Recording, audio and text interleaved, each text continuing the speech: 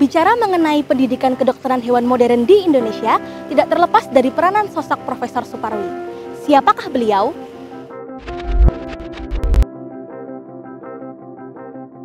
Profesor Dr. Andus Mas Suparwi lahir di Pati, Jawa Tengah pada 29 Agustus 1892. Beliau menempuh pendidikan di Europes Leger School di Pati pada tahun 1900 hingga 1907. Kemudian melanjutkan pendidikan di Opleiding School voor Inlandse Ambtenaren atau OSVIA di Magelang hingga tahun 1911. Suparwi muda kemudian melanjutkan pendidikan di Netherlands Indisch Verzeni School atau disingkat NIVS di Bogor dan lulus pada tahun 1915. Pada tahun 1928, Suparwi mendapatkan kesempatan untuk melanjutkan pendidikan di Diergeneeskundige Fakulteit di University Utrecht, Belanda hingga tahun 1931. Setelah menyelesaikan pendidikan, Suparwi pernah ditugaskan untuk membantu pemberantasan penyakit ternak seperti Maleus atau boler jahat dan juga TBC di Surabaya, penyakit antraks pada hewan ternak di Tegal, serta bertugas pada beberapa daerah lainnya seperti Bogor, Pulau Rote, Bima, Sumbawa, Kupang, dan juga Bandung. Setelah kemerdekaan Indonesia, pada tahun 1946, Suparwi menjabat sebagai Inspektur Jawatan Kehewanan Jawa Tengah, sekaligus sebagai Kepala Jawatan Kehewanan. Pada tahun yang sama, tepatnya Maret 1946, Suparwi ditunjuk sebagai Ketua Panitia Pendirian Sekolah Tinggi Dokter Hewan yang diangkat oleh Menteri Kemakmuran Republik Indonesia bersama 10 orang lainnya. Kepanitiaan ini kemudian mengusulkan adanya peningkatan status sekolah dokter hewan menjadi lembaga perguruan tinggi dengan nama Perguruan Tinggi Kedokteran Hewan atau PTKH.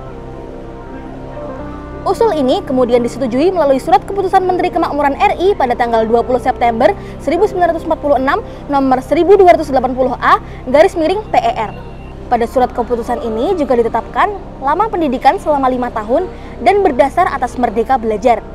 Tanggal 20 September ini kemudian ditetapkan sebagai hari lahir Fakultas Kedokteran Hewan Universitas Gadjah Mada. Nah, itu ada kaitannya dengan Yayasan Gadjah Mada yang mendirikan Universitas Gadjah Mada itu. Jadi bersama-sama dengan Prof. Dr. Sarjito dan kawan-kawan itu, Prof. Suparwi bersama-sama akan mendirikan Universitas Gadjah Mada ini. Nah, karena levelnya itu universitas, maka teman-teman yang dulu berpindah dari Bogor karena tidak mau ikut dengan Belanda, kemudian bermigrasi ke Klaten, itu lalu sekolah dokter hewannya diubah menjadi perguruan tinggi supaya bisa sejajar dengan perguruan tinggi yang lain, misalnya perguruan tinggi kedokteran, perguruan tinggi pertanian, dan lain-lainnya itu. Ya. Dahulu yang dikenal di masyarakat Indonesia adalah dokter ternak. Salah satu gagasan terbesar dari Profesor Suparwi adalah merubah istilah dokter ternak menjadi dokter hewan, sehingga spektrum ekspertis profesi dokter hewan di Indonesia menjadi semakin luas.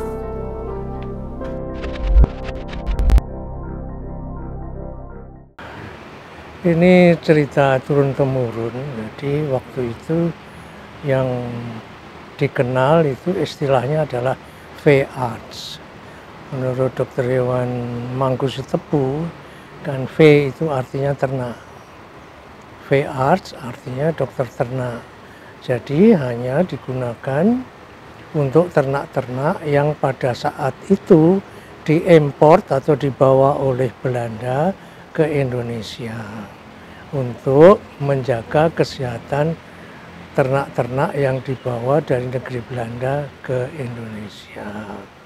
Dalam perkembangannya kan tidak hanya ternak aja yang ditangani, tetapi hewan misalnya kesayangan, burung, bahkan sekarang sudah terbukti hewan-hewan eksotik yang tadinya tidak dikenal sebagai hewan peliharaan, kemudian dikenal sebagai hewan peliharaan.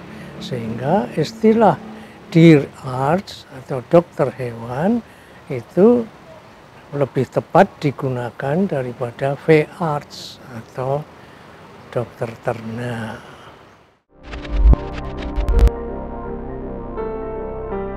tanggal 19 Desember 1949 menjadi hari yang bersejarah karena semua perguruan tinggi yang ada di Yogyakarta bergabung menjadi Universitas Gadjah Mada. Dan PT KHRI berubah menjadi Fakultas Kedokteran Hewan. Suparwi kemudian ditetapkan sebagai Ketua Fakultas Kedokteran Hewan Universitas Gadjah Mada yang pertama. Saya lebih melihat jasa Prof. Suparwi itu di dalam dunia kehewanan pada umumnya, tidak hanya kedokteran hewan. Beliau yang pertama yang menjadi pionir Fakultas Kedokteran Hewan di Universitas Gadjah Mada ini. Kemudian menambahkan itu sebagai Fakultas Kedokteran Hewan dan Peternakan. Jadi saya melihat dari kesan-kesan interaksi dengan almarhum Prof. Suparwi itu sebenarnya beliau menekankan kepada dunia kehewanan pada umumnya. Jadi yang beliau ajarkan kepada kami waktu itu, kesan yang kami peroleh adalah masalah kehewanan itu secara menyeluruh. Dan pada akhirnya juga bagaimana manfaat hewan itu pada manusia secara emosional maupun secara fisik. Kemudian bagaimana penyakit-penyakit hewan itu atau kelainan-kelainan pada hewan itu mempengaruhi kehidupan manusia dan kesehatannya.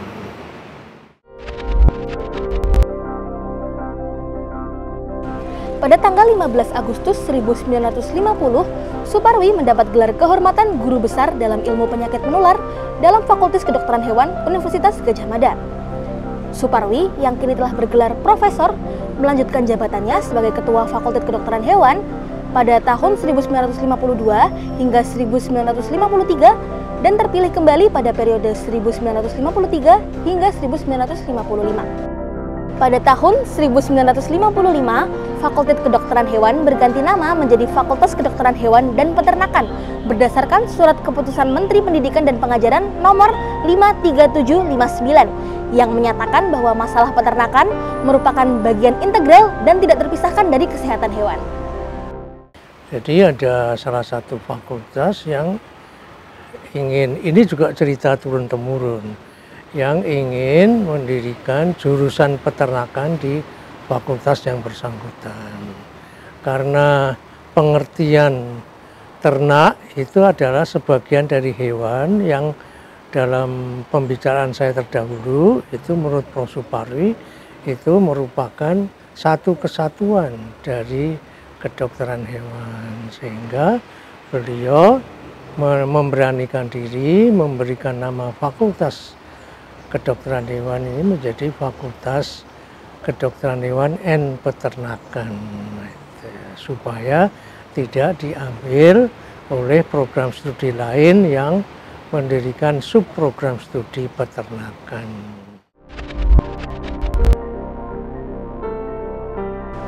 Profesor Suparwi menjabat sebagai Ketua FKH dan P dari tahun 1955 hingga 1962. Semasa menjabat, beliau juga merupakan staf pengajar beberapa mata kuliah di Fakultas Kedokteran Hewan dan juga Peternakan UGM.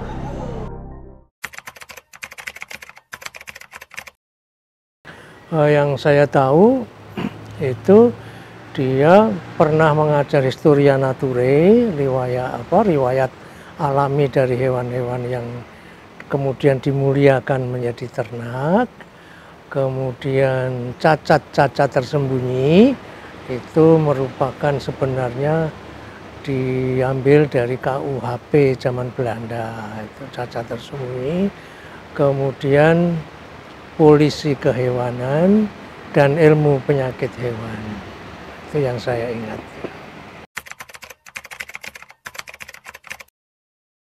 Dulu di Skip Unit 2 itu di bagian anatomi di bawah sayap utara itu pintu yang menuju ke halaman itu selalu dibuka karena Prof. Suparwi dari L3, Skip L3 yang sekarang untuk Bank Mandiri, itu beliau berjalan kaki masuk ke bagian parasitologi di lantai 2 di pojok selatan melalui ruang anatomi. Dan ingatan beliau itu mengenai anatomi itu selalu menanyakan kepada praktikan atau asisten yang kebetulan ada di laboratorium anatomi, itu selalu menanyakan ini, mana yang menyebabkan kuda menderita kornase. Nah, si asisten atau kebetulan yang ada di situ harus siap dengan menunjukkan ini yang namanya nervus recurrens. Kalau ada kelainan pada nervus recurrens ini pada kuda akan menyebabkan penyakit kornase pada kuda yang bersangkutan. Jadi selalu harus siap orang-orang yang berada di laboratorium anatomi itu. Yang kedua, beliau selalu mengingat penyakit trypanosomiasis. Rupanya beliau pernah mendiagnosis dan memberantas penyakit trypanosomiasis itu pada kuda, sapi, dan kerbau tempat beliau waktu itu bertugas.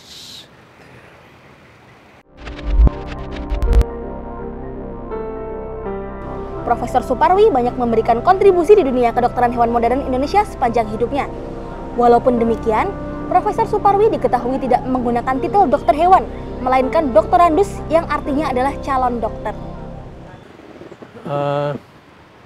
Saya tidak tahu persis mengapa begitu, akan tetapi saya melihat kesan bahwa Prof. Suparwi itu sebenarnya dengan menggunakan titel doktorandus itu mengajarkan ini loh, nomor doktorandus itu adalah calon doktor, jenjang tertinggi dari suatu bidang keilmuan. Ingin memberikan dorongan kepada lulusan dokter hewan di UGM ini untuk mencapai level tertinggi dari pendidikan ilmiah, yaitu doktor. Kemudian dokter pertama dari Fakultas Kedokteran Hewan Universitas Gadjah Mada itu adalah almarhum Dr. Asung Pranoto.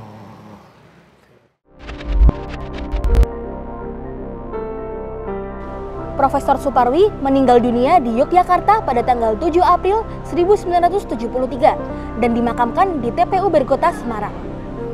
Untuk mengenang jasa beliau dalam pendidikan kedokteran hewan modern di Indonesia, Fakultas Kedokteran Hewan Universitas Gadjah Mada mengabadikan nama beliau sebagai nama rumah sakit hewan, yaitu RSH Prof. Suparwi.